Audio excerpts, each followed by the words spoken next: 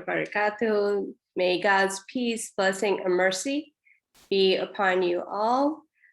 Thank you so much for joining us today. My name is Sabina Mohyuddin. I'm the Executive Director of the American Muslim Advisory Council. And today I have the great pleasure of talking to two amazing councilwomen. In Knoxville, we have Councilwoman, at-large Councilwoman Amelia Parker, and in Nashville, we have Councilwoman at-large Zulfat Suara, and they were both sworn in 2019. So it's a pleasure to have you here today. Thank you. And just a little bit before we get started, the American Muslim Advisory Council is a statewide organization that works to empower the Muslim community. And we do that through civic engagement, community building, and media relations. So civic engagement, we come to realize that unless our communities are involved and engaged, whether it's election process or in creating policies or advocating on issues, we really don't have any power. And so I think this is important for us to understand and find ways to be civically engaged. So I have, and this programming is a collaboration between AMAC and the Voter Education Fund. So we are excited about this partnership in Knoxville and to really increase civic engagement in the community. So with that said, with two amazing speakers, I don't think I do justice to introducing both of you. So I'll start with Councilmember Amelia Parker. If you can give a little background about yourself and tell us, why did you decide to run for council? So if you can go ahead, love to hear from you. Sure. And thank you so much for hosting this conversation today. I'm looking forward to hearing from everyone on this call. So I'm from Knoxville, grew up in Knoxville, and graduated from the University of Tennessee with a background in comparative studies of race and ethnicity. And then with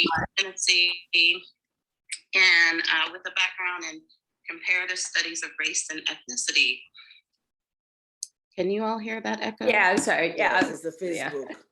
Yeah. Okay, I'll just try to ignore it.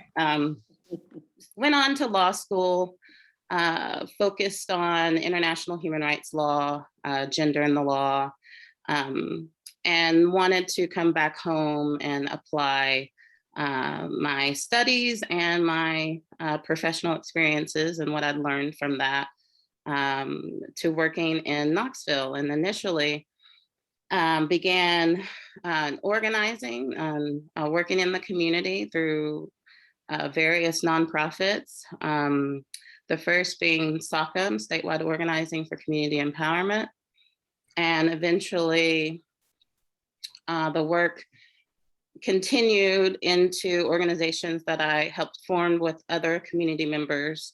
And some of those organizations began to have a focus on electoral politics, electoral organizing, and supporting efforts to elect leaders who would uphold the human rights principles that we were fighting for. And kind of through that process, became one of those community members getting the nudge from one of our attendees on the call as well, community leader Amelia Abdul Ahad in Knoxville, Tennessee. Made the ask for me to consider running for office, and really did not think of myself as being the one who would run, but being more behind the scenes and being a nonprofit leader. And those were the spaces that I was comfortable in. But now here I am with the support of the community, was able to actually ran twice, had an unsuccessful run in 2017, and then was able to win an at-large seat in 2019. Well, I'm going to ask you more about your stated unsuccessful run, because it sounded like there was a lot of success there. But let's go on to Zulfat. And Zulfat, tell us, Councilmember Zulfat, tell us a little bit about yourself and why did you decide to run? Assalamu alaikum wa rahmatullahi wa barakatuh. Thanks everyone for having me. Thank you, Councilwoman Parker, for being here. Also grateful to AMAC and Voter Education Fund for this important conversation. So I'm originally from Nigeria. I came here in 1993, came with my husband, worked in Nashville, and then moved to rural West Tennessee, Bolivar. It was when I was in Bolivar that I started noticing some of the issues. I think in Nashville, I was more in the Muslim community like everybody else, goes to the mosque, go to Alaka, go with my children. My focus was the Muslim community. But then when we went to Bolivar, Tennessee, we were the only Muslim family at the time that we know of. I think there might have been one or two later. But being there and finding out what's going on, I learned about equal pay for women, I learned about gender inequality, human rights issue. And it was there that I started becoming more involved in the community. I've always been involved in the community, but just focus on the Muslim community. So in Bolivar was where I joined the Business and Professional Women of Tennessee, became the state president of that organization. I started the junior achievement in that county to be able to help the children, noting that a lot of our kids did not go to college. Similar to Councilmember Parker, it was just through various non-for-profit organizations. At BPW was where I started legislative action, advocacy, working with the legislature, coming to the state about women's and children issue. I was the chair of the Women's Day on the Hill. It's about 20 women organizations throughout the state, working on women and children issue and policies that affect us. During one of those visits to Nashville from Bolivar was when I found out about the anti-Sharia bill, became part of the coalition to defeat that bill. From there came the American Muslim Advisory Council. I had the honor of being the chair of the organization from its inception until on and off till about 2019. So my focus has always been on community and advocacy. But as part of the Women's Day on the Hill, one of the things that you notice is that advocacy became more and more difficult. In the past, you can just go to a legislature and tell them what the issues are, give them the fact, and you expect their support. But that's not happening more and more. And regardless of the facts, the votes is being skewed, things are not going the right way. So that was where they thought about running for scheme. But I decided to run in 2014 in Bolivar because of a young man that was in that county that actually came to school to study engineering, got to college, and then realized that he was not well prepared in mathematics, and nobody told him that. And I was livid that he shouldn't have wasted time coming to school doing a course that nobody told him he would need engineering for. They should have prepared him for his mathematics or give him the chance to decide if he needs to choose something else rather than finding that out. So in 2014, I decided to run for school board in Bolivar, Tennessee. My first time running, ran against the board chair, had about 47% of the vote, but did not win. But I was able to sit with the chair and tell him that, look, this is why I ran. I'd like to see some changes. And if I do see it, I won't bother you again. But then shortly after I moved to Nashville, again, in school, noticing the discrepancy in the resources in our school based on geographical location. So in Nashville, I decided to run this time around because one, my daughter was in a school that I believe that the resources were not as much as other part of the city. The other reason why I jump in is that I'm a CPA by profession. I used to have my own accounting firms and I work for county government. And so Nashville budget was up for conversation. And I believe that this is an area that I can actually bring my expertise into the conversation. And the last thing that made me jump in was that Nashville was growing and everybody was seeing it. But that growth is not favoring everybody. I did not say Nashville that benefits everyone. And I believe that the conversation has to change to make sure that all the voices are heard, to make sure that the perspective of everyone who is not at the table is being shared. And so I put my name in the pool and alhamdulillah, I was able to win. Yeah, wonderful story. And I'm gonna go ahead, since I have you, go ahead and ask you, how are you able to win? Yeah, how, as a Nigerian Muslim woman, did you win an at-large seat in Nashville? Thank you. And that is true. I became the first immigrant to actually win an at-large seat in the history of Nashville and the first Muslim in the city. Also the first Muslim woman in the state of Tennessee. And coincidentally, we find out afterwards that I'm also the first Nigerian woman to win any seat in the United States. And so didn't know all of that. But when I decided to run, I was just thinking about the issue. But if I have to think about how I was able to win, it's a number of things.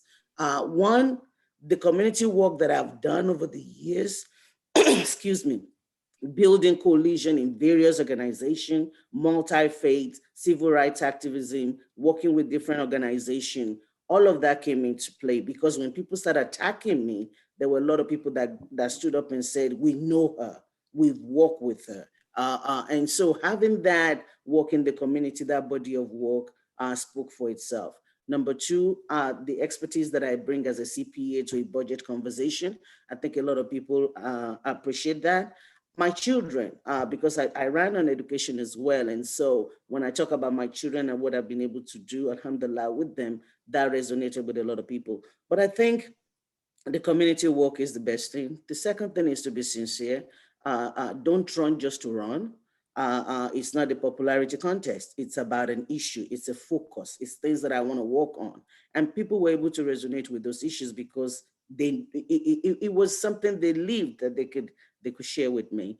And then the other thing was the networking, right? Every group that I know, I don't know everyone in the city or ours is a metro government, which is city and county together. I don't know everybody, but what I did was with everyone that I know, they became my ambassador. So if I come to Sabina and Sabina owes something for me at her house, and I'll be like, everybody that is there, I need you to do three things for me. Vote for me, give me money, but also advocate for me. So you go tell your friends and tell your friends and your friends to tell your friends and your friends, because people that don't know me, but know other people will be able to trust their friends. And I think being able to use that network and that body of work, and alhamdulillah, the Muslim community came out to vote. We had a record voting number in our community, which we've never had before. And I always tell everyone that I won with a lot of different groups. If the Muslim community had not voted and the immigrant community had not voted, I probably wouldn't have won. But I wouldn't have won just with the Muslim community too. If it was just the Muslim community, I still would not win. And so it has to be issue-based that affects everybody, diverse community, multi-faith, multi-race, multi-ethnicity. That was why I believe I was able to pull a coalition throughout the county to be able to win. And Allah's mercy. Thank you. I mean, I remember your election, there's so much excitement around it, and not just in the Muslim community, but meeting other people in the community and like, oh, you know, Zulfat, you know, and they were excited about you running and representing a different part of Nashville that wasn't normally represented. And so, and that way, I'd like to transition back to Councilmember Parker, and talk about your campaign. And, you know, in 2017, I mean, you were amazingly a write-in candidate with at least 2,000 votes, and how were you able to come back in 2019 and successfully win your seat? Wow, it was a journey. It was a journey, but it was definitely possible because of the movement that we were building in Knoxville, and the energy around that movement. And I think I just, was one to represent that movement. I'm not sure if all 2,000 folks who wrote my name in, I'm not even sure if I met them all, but like Councilwoman Suara was saying, is the connection to the issues is really what makes a winning campaign, and not the popularity contest of some, star candidate. And so I believe that's what made it possible.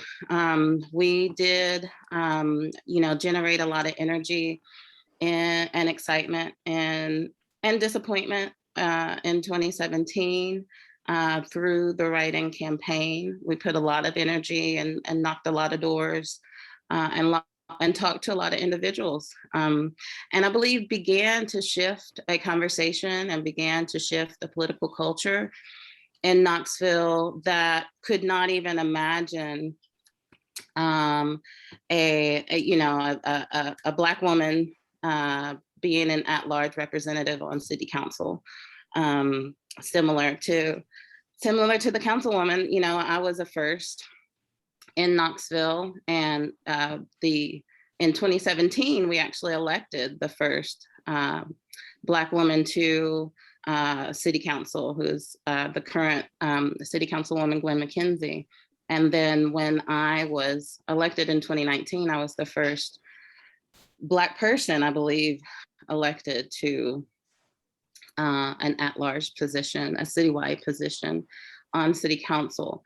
And so I believe it took a few years, because we had to kind of open people's imagination to even begin to believe that this was possible. And I remember talking to, a few of my elders in the community after the election, who had been engaged in politics and working on campaigns and helping campaigns through elections for decades, and had been working towards that level of representation on city council for decades. But it hasn't been possible. But we have intentionally, through the city council movement in Knoxville, worked to build an inclusive movement that is bringing in those marginalized voices in our city who have not felt represented, who have not felt their issues have not been, adequately addressed, and definitely no one advocating on their behalf. And so we've, intentionally worked to shift that culture in Knoxville. Yeah, I mean, that's great. It's people had, both of your campaigns gave people hope that their voices would be lifted, their voices would be represented in government, because traditionally it hasn't been. And so now I want to shift a little, and I know both of you have mentioned issues that are important to you, but now sometimes before you're actually in office, maybe you focusing on some issues, and then you're in office and other things hit you, other problems come front and center in the city. And I'll start with you, Councilmember Parker, but what are like three of your top issues that you stay focused on, and what are you doing around that work? Wow, yeah. I'll just mention briefly that I was fortunate enough to be able to meet a Councilwoman Zulfat Suara in Nashville at a, I guess, like a joint training for progressive representatives. And part of that training was like a worksheet that they gave us to keep us focused on these top 3 issues, so that we can be successful in working on these top 3 issues. And I wonder how many have been able to stick to any top 3 issues once that pandemic hit. I tell you, it has, it just completely shifted my focus and involved so many of the issues that I was already working on. The housing crisis and growing population of unhoused folks in cities who need help, who need housing, who need support, growing need for mental health care, and need for state to come in and support cities with, fulfilling that need. But so much that we have to do as cities and need to do as cities. And so I could name 3 top issues just around the issue of housing insecurity. Need for drug rehab facilities and recovery houses and housing for those who are in that recovery phase. So, and then with last year, many cities saw growing rates of gun violence. And we definitely saw it in Knoxville. And in Knoxville, it's hit us really hard because we've lost, now 6 young people, school-age children, to gun violence. And one of those deaths was at the hands of one of our own police officers.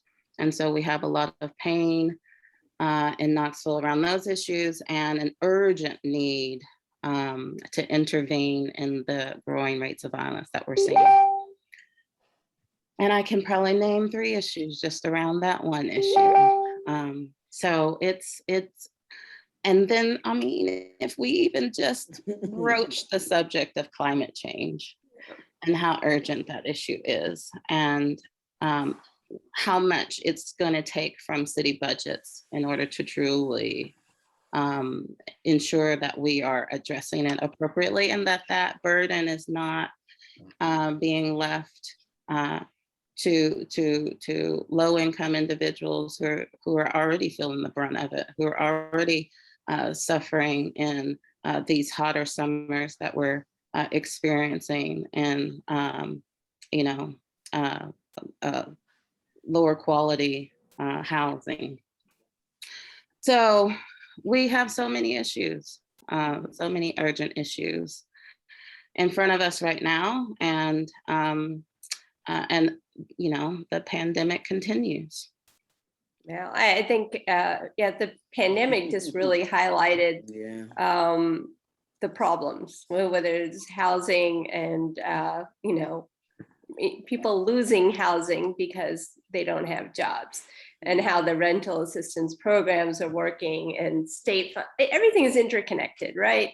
And so even if you start to focus on one thing, you realize if you don't take care of the other issues, you're never going to solve this issue that you're focused on. Thank you for that. So Zulfat, how about you? What are the, I know you went in with issues you really wanted to highlight, but then in Nashville, the budget issue came in, and you're always pulled in different directions. Mm-hmm. Yes, thank you. My colleague says it well. I ran on budget education in Nashville for all. And so Nashville, if you look in the news, from the time we came in, it's been problematic. But at the core of it was budget. But we had tornado, we had bombing, we had snow, we have flooding. We've had everything that you can possibly think about. But the fact that the focus for me is always on being inclusive, making sure that the voice is not at the table is there, I think that's how I've been able to walk around all the issues. And I think it's very important because in all that conversation, what I've come to learn is that people make decisions not because they're bad. Sometimes it's just because of the limited experiences that they have and a perspective that they don't have. And so to be able to be intentional in all our conversations, to be able to ask who is not here, where are we? I'll give you examples around COVID. When the COVID first started, we wanted to do testing downtown Nashville at the Nissan Stadium. That's very good. It's a big area. A lot of people can go there. But the question that myself and my colleague were asking is that, what about the people in Southeast? What about the people in North Nashville that don't have a car? How do they get tested? And so those are part of the things. When it came to vaccination, we're talking about, let's go to where people are. We want to do things in churches. That's wonderful. But have you talked to AMAC? Do you know what AMAC is? Have you been in the mosque? I mean, so those are the things that I was able to make sure that in all our conversation, whether it's resources, whether it's activities, whether it's getting things into the community, that we are focusing on the different parts of our community. The other thing that I've been able to do was that right from the campaign, I always believe that there's a distrust of government. And it's from a lack of communication. Sometimes government could be doing everything right, but if we as citizens don't know it, then we don't know it. So communicating what we're doing was a very big part for me. So during the budget season, I have Facebook live activities where we talk about the different part of the budget, explain the budget in lay terms, bringing people to talk about it so that the community is involved, community knows what's going on. And I think that's something that for me, despite everything going on, I wanted to make sure that my constituents know what's happening on a regular basis. So I have newsletters, I have things. And so that communication was key. That budget issue was great, making sure that all of that comes into it. And then this year, I happen to be the chair of the Affordable Housing Committee. And like Councilmember Parker, that's been a great, I mean, that is a focus. Nashville is growing. People are coming from outside to buy people out. You get calls from people every day that wants to buy your house for cash. And when that happens, our people are being displaced. There's gentrification. How do we minimize that? How do we make sure that we put more money in housing? How do we make sure that, because there's a law that goes with housing. If your house is displaced, it affects your kids' school, it affects your job, it affects everything that you have. And so that has been a major focus. So I was on the mayor's housing task force committee, as well as being the chair of the affordable committee. I'm also I was a commissioner on the Metro Action Commission, which actually deals with poverty in Nashville, before becoming a council member. And so when I became a council member, I became the council representative on Metro Action Commission, which deals with renter assistance. And so how do we help people pay their bill? How do we make sure that government is giving money, but we don't do what happened with PPP, where it went to all big companies and the people that actually needed it were not able to get it? And so those are the main things for me. Housing is big, education is still big, budget is still big, but the core of it is communication and inclusivity, making sure that whether it's resources, information gets to everyone, and everyone in Nashville have equal opportunity to whatever we're doing. That's great. I mean, you mentioned, like, you know, the communication, getting information to the people, right? But are the people listening? So it's like I'm asking, because, you know, working with the Muslim community, especially here in Nashville, you know, people who, they're like, yeah, Zulfat, she's in office now, and I can kind of sit back and let her do the work. Mm-hmm. So, you know, what are ways you would tell the community to get involved? And how can they make a difference? Because obviously there's always this sense of, yeah, I voted, things don't really change, or, you know, what can one person really do to make a change? What would your answer be to that? I'm going to tell everyone that it does make a difference. It really does make a difference. And that one voice does matter, whether it's your voice sitting there or your voice voting, it does matter. We have an election in Nashville that was determined by 25 votes. That's not a whole lot. And so when you're thinking about the district votes, sometimes it's only 10, 15 votes between people. All of the district votes sometimes are less than 2,000. And so depending on where you are, you could be the change in who represents you in that seat. And so being active voting is very important.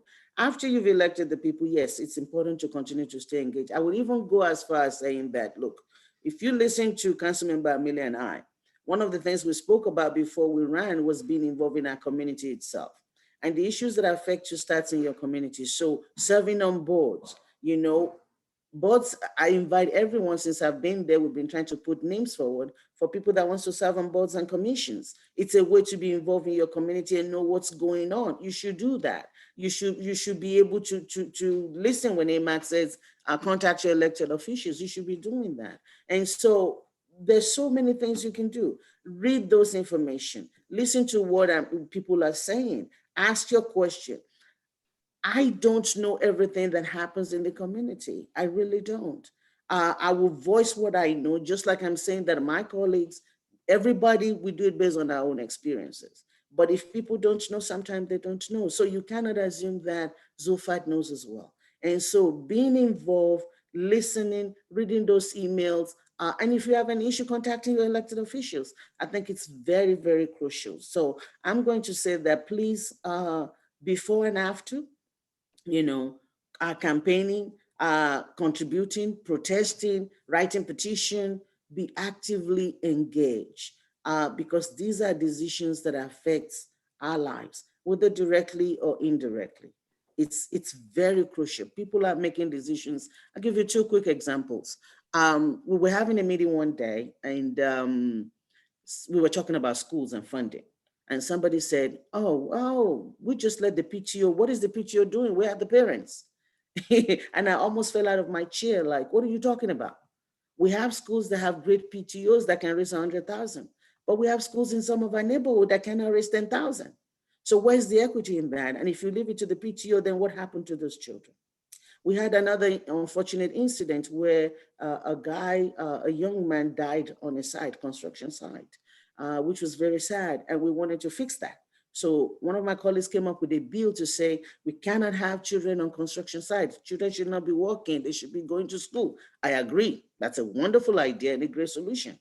Problem is, with immigrant community, with undocumented community, sometimes the parents cannot have a job. Sometimes it is the children that have to go have that job. So you cannot fix one problem by creating another. And that's where those voices, that's where those communication comes in. That's where people saying, this is how we live. This is very important. Somebody emailing me and say, Councilmember Suara, have you thought about this one? This is how it impacts us. For me to be able to say, no, we don't need to ban all children. If the state allows children to work from 14, why should it be a burden to families that need help? For their children to be able to work. What we need is safety protocols, not banning all children. And so those communication matters. I don't know everything. I can represent the Muslim community to the best of my ability because I've been with AMAC for so many years, because I've been in the community for so many years, because of all my advocacy experiences. But that doesn't mean that I know everything. And I think that still listening, still contacting, still helping. And let's say you did not even want to contact me. That's good. You can help me by contacting my colleagues, because when it comes to a vote, I'm just one out of voting votes, right? And so even if you agree with everything that I'm doing, I still need your help in making sure that when I'm talking to my colleagues, you are adding your support to be able to say, yes, what she says is what we say. And those are ways that you can do it. So I think that before, during, after, we should continue to be involved. We should continue to be involved because these are our lives and these are decisions that impact us directly or indirectly. That's great. I mean, I heard from both of you that being involved, like with boards and nonprofit boards and different organization, is really what helped you get to the point where you were ready to run. But for, so it's for all of our community members to be involved in some way and the other. And the other thing is contacting your elected officials directly. I think a lot of time community members they're scared. They think, oh, these elected officials, they're really big people in the community. They don't have time for me. But, you know, I know personal experience that actually, if you email, contact, call, you know, most people, elected officials, are very happy that you've reached out, whether they agree with you or not, but that you reached out and very respectful of that. So I think we have to kind of move away from our inhibitions or our fear of reaching out and realize that it is our right to do so. So I want to go back to Councilmember Parker and ask you the same question, because I think you have unique ways of engaging your community. So what advice you would give to community members to become more involved, and what do you do to make sure everyone is paying attention to what's going on? Well, I guess one piece of advice maybe perhaps to other elected officials, but because I try to be very intentional about hopefully coming off approachable or being accessible. And I do think some elected officials are more accessible than others. And so, you know, the more that we can make ourselves accessible, easily accessible, I think more often that the community will reach out to us. But I have, you know, kind of tried to engage the community in multiple different ways, whether it is an opportunity like this where, you know, I'm invited into a space, a new space to meet new folks and have a conversation, or whether I'm, you know, organizing my own Zoom or event or discussion. But I do think that, you know, it's important to continually engage the community. Anytime that I bring something before City Council, I have some sort of public event to discuss that, whatever I'm bringing forward. Of course, since it's primarily been a pandemic since I've been in office now, so most of all of that is online at this point. So grateful for Zoom. Zoom keeps us connected. But yeah, I don't have a brilliant answer for this, but just trying to remain accessible. I have lots of lunch dates with folks, and I do think folks are surprised when I'm very open and willing to have a coffee or grab lunch and discuss an issue. I actually love it. I love getting that perspective and people taking the time to share their perspective with me. So do not be afraid to reach out to your elected officials. And Sabrina, if I may add, I think that sure. something that is important for everyone to notice that, like I said, contacting Councilmember Parker and myself is great. But something that is happened that many of you may not know is that for some elected officials, if they're not sure which way to go on a subject, getting those calls, getting those emails, do persuade them. And so if I'm not sure, I'll read about it, I talk about it, talk to my colleagues, but then when people start inundating me with all of those emails, I'm in support of this, I have to pause and say, this is something that people want. If I'm not going to vote for it, I have to be able to explain why I'm not going to go for it. But oftentimes, again, there are perspectives that you contacting us bring that we may not think about. And that's where that contacts make sense, not just with the one that you're familiar with, not just with the ones that you know is voting in your favor already, but remember that it's going to take a vote of the majority. And so contacting everyone on the council, it's what we're talking about, and making sure that your voice is, if you feel very passionate about it, not everything. You don't want to be that person that just write about everything and people just, you know, put your email in the trash. Don't do that. I'll also advise that when you're contacting your elected officials, try to be specific, right? When you do the council members at nashville.gov, it goes to everybody. I'm thinking everybody's reading it. For me as an at-large person, I'll let your district person deal with it. But if it's something that you want me to be focused on, then send it to me, Zulfat Suara. You know what I mean? So those are things that I think you people need to learn to do. And it does make a difference. We read it, we respond to it, our colleagues do as well. And sometimes in the conversation, I've heard people say, we got 100 on that subject and people are saying this, and it does make a difference. And so contacting your elected officials is very crucial. I wanted to jump in and just emphasize that as well, because I did not bring that up in my piece, and I can't emphasize that enough. And I think that sometimes we see, elected officials who will, be able to move something through the administration quite easily. And the public might look at that and think, oh, okay, that's how it works. And so now my elected official is there and has a seat at the table and they can just move our issues through. Well, usually that happens if that's an issue of the administration. So if the council person and the administration are in agreement on that issue moves forward easily. Community doesn't have to, show up and get behind it even necessarily.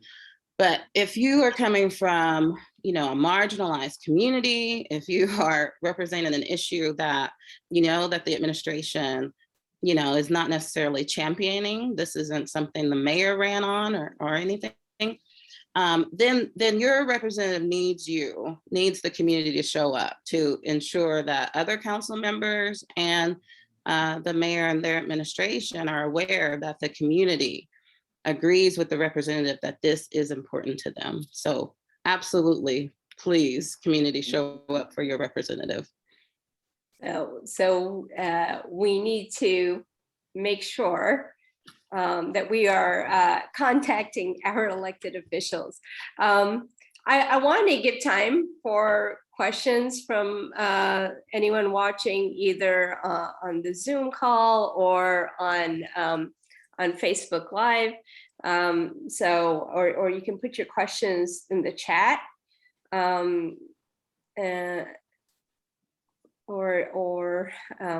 Put your questions in the chat or on the comments on Facebook, and I'll see them. And until we get some questions, I know, especially in the Muslim community, what happens overseas or on the federal level takes, a lot of time. People are more focused on those issues. So Zulfat, what's your response to that? I believe that people have to understand that the issues that impact them the most are local. Take, for example, where we are now, mask mandates, right? With COVID, decisions are being made every day on whether our kids should use masks in school. Those are being made at the local level. That's not a federal mandate yet, So a governor is saying one thing, but the local leaders have to say something. And so imagine if you're somebody that believes in vaccination, if you're somebody that believes in masks, right? And that's not happening. And your elected officials are not doing that. So I use that as an example, as something that we can relate to right now. And so those are the type of issues, things that we make. We're talking about affordable housing. People may think that, no, it doesn't bother me. I have my own house, I'm not renting. Good for you. But do you know that people buying in your area raise the value of your property, then your taxes go up as well? And so the same thing, talk about education. If you don't have good education, the kids come out, the overall GDP goes down based on the income of everybody in the city. So all of these issues affects everybody. Every bill that we pass impacts you. And that's why I kept saying whether directly or indirectly, because some of it will be indirect effect on your life. Whether people around you get tested for COVID, whether people can go to the mosque and get tested in their neighborhood. That's something that impacts you, because if we have a cluster of people, because they're immigrants or they're minority, Black and brown, they're not being tested, and they're around you, even if you don't live in that neighborhood, you meet them at Walmart, you meet them at Kroger, that impacts your life. And so that's why every decision the most important one should be local. And we should be focused on the local, not to say federal is not important, not to say international is not important, but this is where we are, this is where we live, this is something that impacts us directly. The other thing I think is people should also know that is that, and I say this to the Muslim community a lot, and as an immigrant, I can say this, okay? Some of us live here as here we're guests because we're gonna go back to our country. Please get rid of that.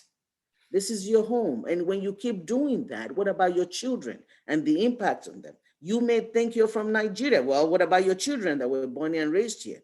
And so even if you're not interested in it for your own sake, be interested in it for their sake, because they see it and they feel it.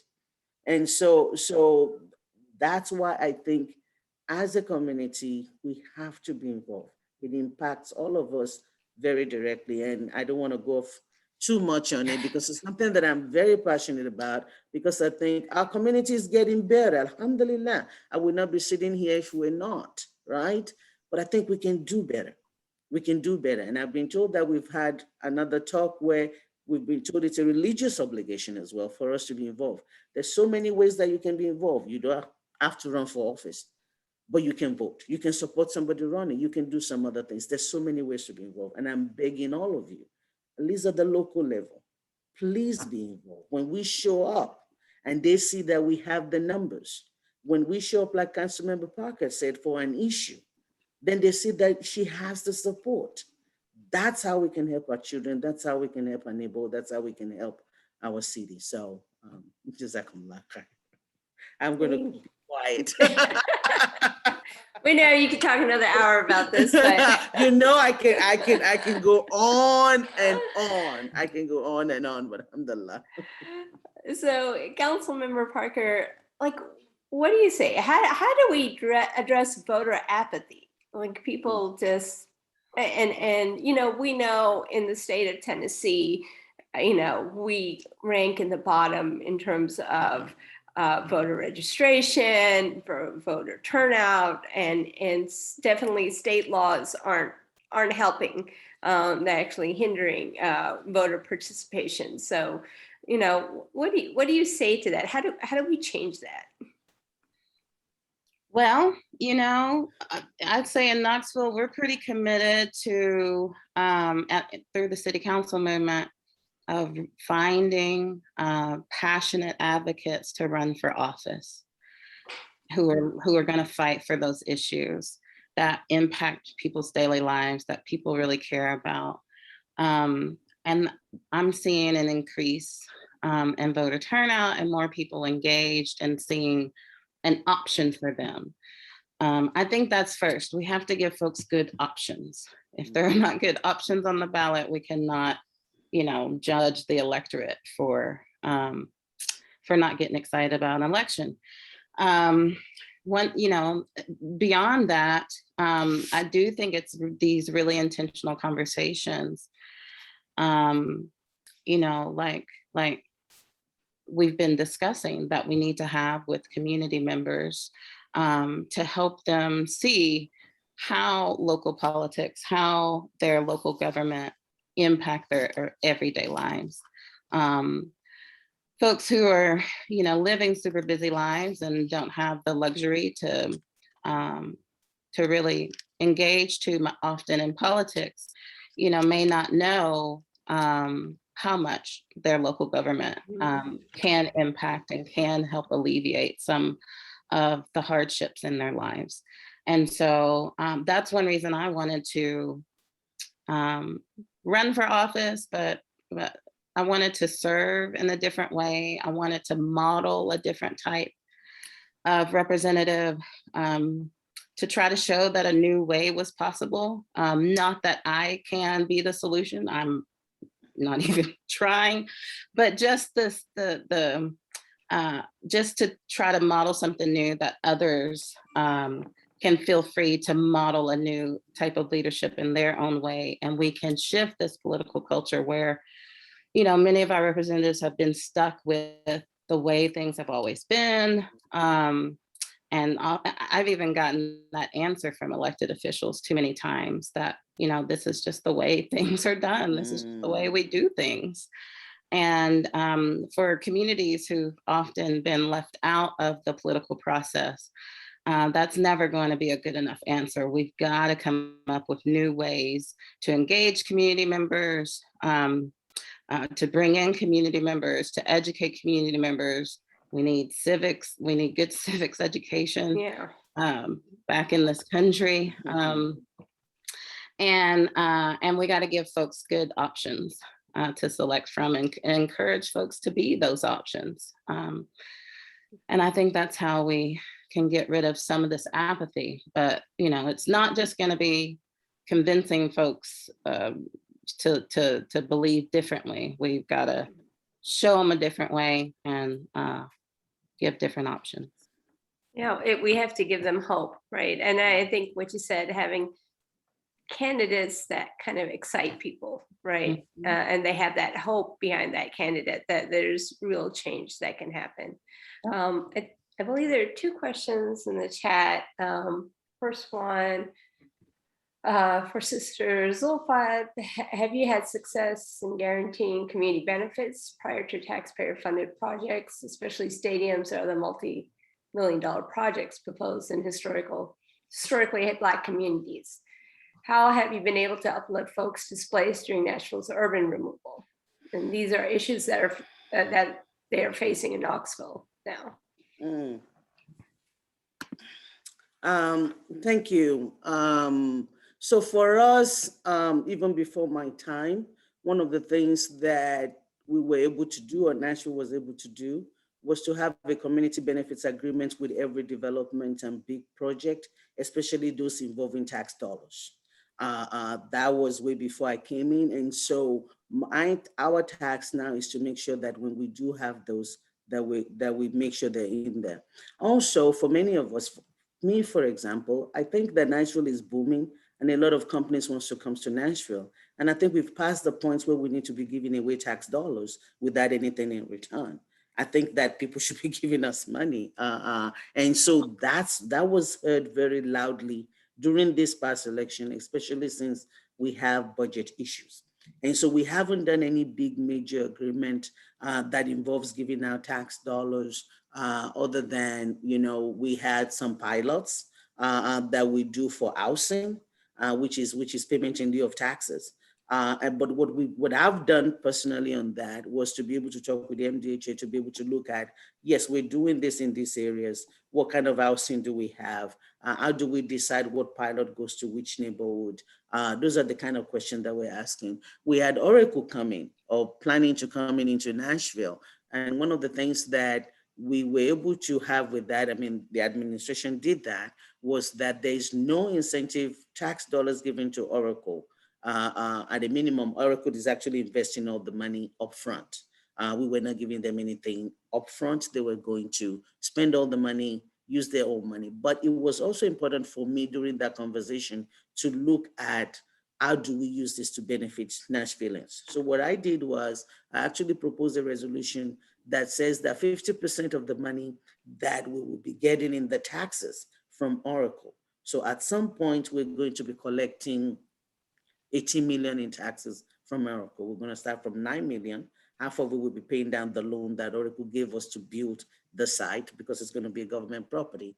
And so, but 50% of that, we wanted to go to affordable housing because Oracle coming to town is going to add to our problem of affordable housing. So how do we make sure that the money that we're getting from this land, having Oracle, it goes back into affordable housing? And so one of the things that I did, one of the bill that I passed was making sure that 50% of that, I cannot say make sure because it's a resolution and it has to be voted on by council all the time, but at least an intentional conversation that 50% must go to housing to help elevate that. And so those are the kind of things that we've been able to do in terms of displacing people.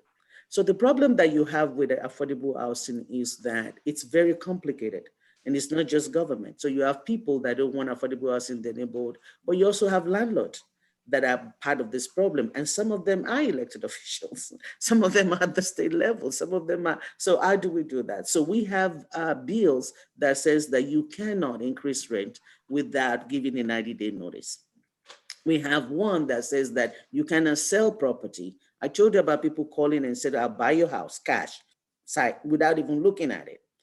I will save my house because I live in it, but a landlord that have multiple property could be tempted to sell one of those properties. So we have a bill that says you cannot sell your property without giving 90-day notice, even before you put the ad on that you wanted to sell it, so that it gives your renter time, because unfortunately, rental laws is state law.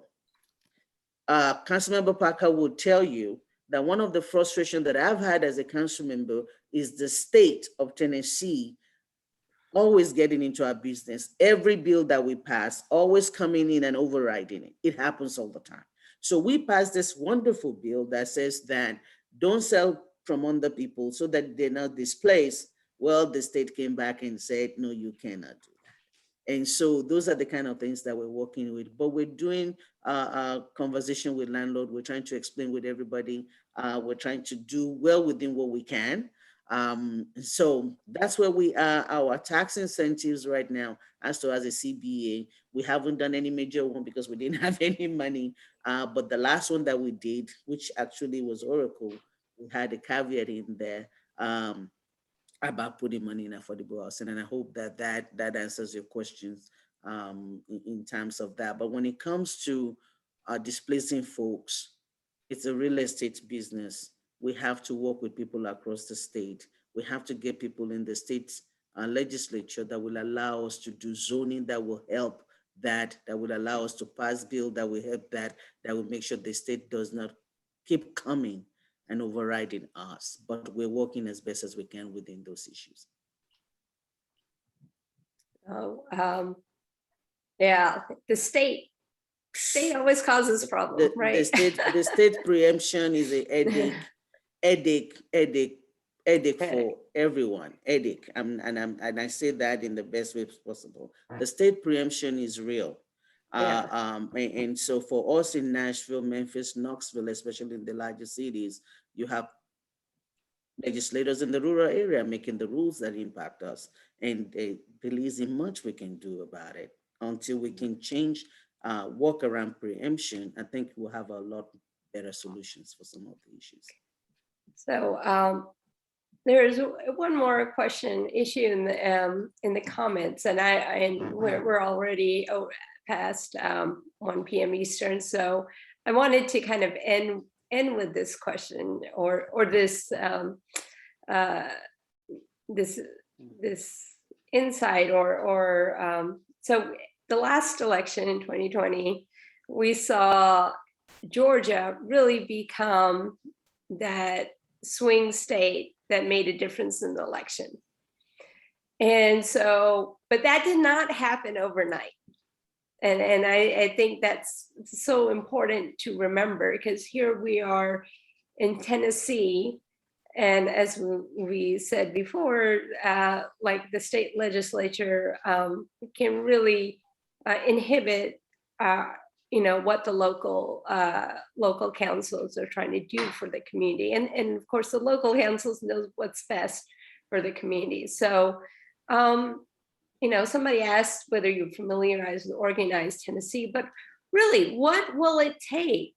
What will it take? How long will it take before we really change the political landscape in Tennessee so that we're really serving those marginalized communities? Councilmember Parker? Oh.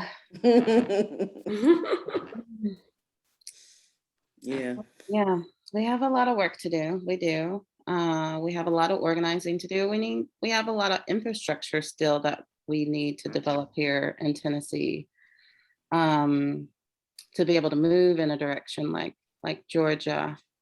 I feel like I might have missed part of your question, though. It wasn't particularly about how we become Georgia, but perhaps how we support the people until we can flip this. Right. Well, what will it take to become like Georgia? Okay.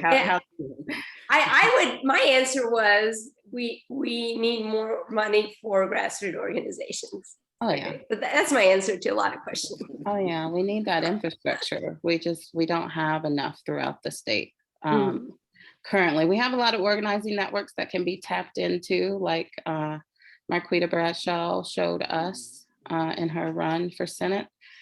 So we do have those strong organizing networks, but we need more infrastructure that is not just reliant primarily on volunteers who are usually wearing multiple volunteer hats, holding up a lot of that work in their communities. Usually when we see a few wins, a community usually pulls it off themselves without much support, but they grow that organizing network and they make it happen. Once we start to see those wins, then those with money start to pay attention and money can start to flow in. We have to continue the work that we do. We continue the work that we do because we are committed to it and we have to do it. But also because, that commitment could lead to future support. And I do think that Tennessee will be one of those states one day, because we were not blue too long ago. It feels very long ago, but it wasn't too long ago. And I know that everyone younger than me, it seems, or, just the younger generations are most definitely leaning much more blue than prior generations, even in this state. That's what I'm seeing. I don't know if that's what you all are seeing. And so I think it's only a matter of time until all of our good work on the local level is able to build towards a stronger statewide effort. And I know folks are working on a statewide effort, but we need that money to build that infrastructure. So, Councilmember Zulfat? I think it's been said, but we have to also remember that not a lot of people are voting. You talk about voter apathy and all of that. I think what made Georgia blue was that a lot of people did turn out that like they've never done before. And so let's keep on that infrastructure building. Let's keep on that grassroots movement. Let's keep mobilizing people and letting them understand why this is important for them. Let's for all of us, why it does matters. The people making the decision does matters. Having informed people in place does matters. And what impacts, looking at what Councilmember Parker is doing, looking at some of the things like the question of the community benefits agreements, what that could do when somebody comes to your town, you have that in place and things they can do for the citizens. And so that education piece, I think, is what it's going to take. And letting people know there's hope. I tell everyone that if I could be elected, if I can be elected in the state of Tennessee, in the Bible Belt, where we've had a lot of Islamophobia, Sister Diane on the call, some of the people that helped start AMAC a long time ago, what we've had to deal with, right? And to be able to come off of that, it means that the work matters and with time we can do it. And so just take it a little at a time, one piece at a time, finding good candidates, electing them, getting people out to votes, and little by little, I think we can do it. And so can we be Georgia? Can we be blue again? Definitely yes. But it's going to take all of us believing in it, coming out, doing what we need to do to get us there. So I'll just remind, we're a 501c3. I'm not promoting getting blue or red or anything, but just seeing good candidates. Good candidates, seeing the change we need to really benefit and empower our communities. This has been an absolutely wonderful conversation. I want to thank both of you, Councilmember Parker and Councilmember Suara, for your incredible work in the community and that advocacy for underrepresented community members. And we still feel excitement that you are there in power, representing the issues that we care about. Councilmember Parker, you want any final words?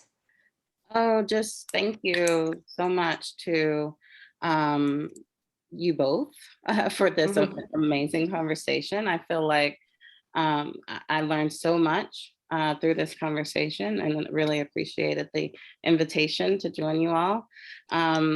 So that's, and I actually have to give a little plug. I know it's a 501c3, but we're talking about voting, and there's an election happening right now for those listening in the Knoxville area. So please go out and vote.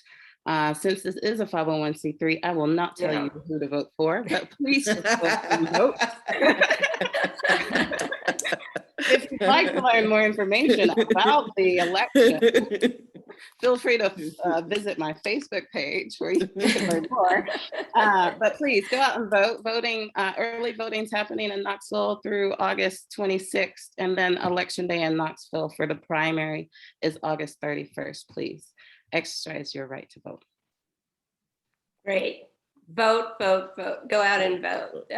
Thank you, Councilmember Parker. Councilmember Suara, any parting words? Same thing, vote, vote, vote. I was reading some of the chats and what the community members have to say about Councilmember Parker. But you wouldn't be able to praise her for all her good work if she's not sitting there. And imagine if you have 20 Parkers, and I don't know how big your council is. And so it does make a difference. You want more of that, you need to make more of that happen. And so be involved, be engaged, vote, vote, vote. It does matters. Thank you. Thank you both for being here, and thank you for all those who attended on Zoom, on Facebook. This video will be available on AMAC's Facebook page, the American Muslim Advisory Council, and also we will upload it on YouTube. So visit AMAC's website, www.amactn.org, for more information on whether it's elections, civic engagement, or fighting Islamophobia. So thank you everyone here spending your Sunday mornings with us. Take care. We'll see you at the polls. All right, thank you. Thanks all.